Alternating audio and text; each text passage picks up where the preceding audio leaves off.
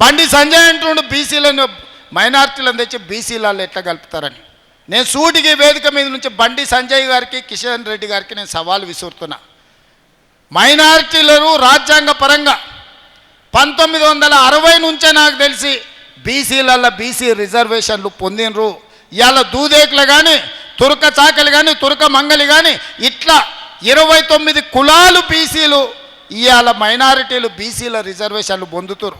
అంతెందుకు కిషన్ రెడ్డి బండి సంజయ్ సిద్ధంగా ఉంటే గుజరాత్ రాష్ట్రానికి నేను టీములను తీసుకెళ్తా.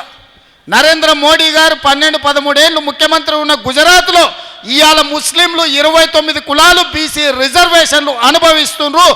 ఇవాళ బీసీ రిజర్వేషన్లలో ముస్లింలు గుజరాత్లో ఉన్నారు. ఇవాళ ముస్లిం బీసీలు మధ్యప్రదేశ్ బీజేపీ ప్రభుత్వంలో ఉన్నారు. మహారాష్ట్ర బీజేపీ ప్రభుత్వంలో ఇవాళ ముస్లిం బీసీ రిజర్వేషన్లు అనుభవిస్తున్నారు.